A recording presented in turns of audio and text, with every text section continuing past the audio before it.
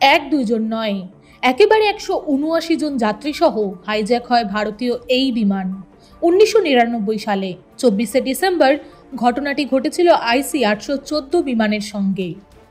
প্রায় 25 বছর আগে কাঠমান্ডু থেকে দিল্লি আসার পথে ভারতীয় বিমানটি হাইজ্যাক করে 5 জঙ্গি।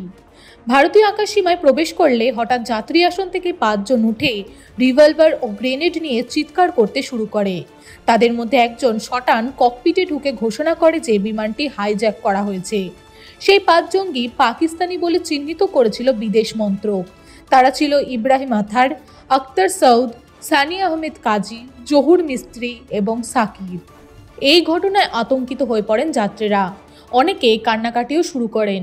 এরপর ওই বিমানের ক্যাপ্টেন দেবী শরণ দিল্লি এটিসিকে বিমান অপহরণের বিষয়ে জানান এবং বিমানটিতে মাত্র 1 ঘন্টার জ্বালানি অবশিষ্ট রয়েছে বলেও জানান ক্যাপ্টেন।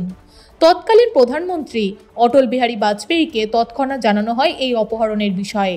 এরপর ক্রাইসিস ম্যানেজমেন্ট গ্রুপ ও জাতীয় নিরাপত্তা রক্ষা বাহিনী পরিস্থিতি সামলাতে কাজে লেগে পড়ে, কিন্তু জঙ্গিরা ততক্ষণে প্রাণ হুমকি দিতে শুরু করে যাত্রীদের।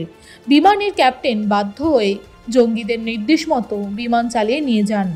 বিমানটি প্রথমে জ্বালানি ভরতে অমৃতসরে নামে, তারপর জঙ্গিদের নির্দেশ অনুসারে লাহোর ও দুবাইতে অবতরণের পর অবশেষে তালেবান নিয়ন্ত্রিত আফগানিস্তানের কান্দাহারে নিয়ে গিয়ে পৌঁছায়। কান্দাহারে টানা 7 দিন হাইজ্যাক করে রাখা হয়েছিল IC 814 বিমানটিকে। এই সময় মুক্তিপণ নিয়ে ভারতের সঙ্গে জোর দর কষাকষি করে জঙ্গিরা। প্রথমে জঙ্গিরা মাসুদ আজহারের মুক্তির দাবি করে, তবে ভারত তা প্রত্যাখ্যান করেছিল। পরে জঙ্গিরা 36 জন বন্দির মুক্তি, 1999 সালে ভালওয়াল জেল থেকে পালানোর সময় নিহত জঙ্গি সাজ্জাদ আফগানির মৃতদেহ ফেরত এবং $20 কোটি নগদের দাবি করে। শেষমেশ 3 জন জঙ্গির মুক্তির পরিবর্তে 31শে ডিসেম্বর বিমান যাত্রীদের মুক্তি দেয় অপহরণকারীরা। ওই 3 জন জঙ্গি ছিলেন মাসুদ আজহার, আহমেদ ওমর সাউদ শেখ এবং মুস্তাক জারগার।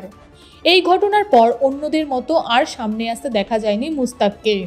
তবে মাসুদ আজহার নিজেই একটি জঙ্গি সংগঠন খুলে ফেলেন। সংগঠনের নাম দেন জৈশ-ই-মোহাম্মদ।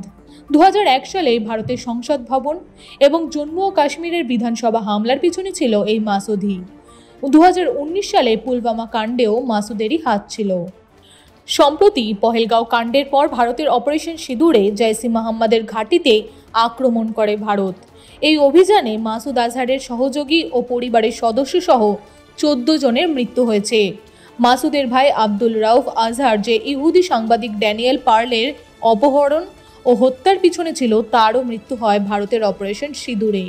পহেলগাঁও কাণ্ডের পর ভারতের অপারেশন সিঁদুর আসলে IC 814 হাইজ্যাক সহ পূর্বের সমস্ত জঙ্গি কার্যকলাপের বিরুদ্ধে ব্যবস্থা নয়, ভবিষ্যতে সন্ত্রাসীদের দেওয়া এক হুমকিও বটে। ফলো করুন inscript.me।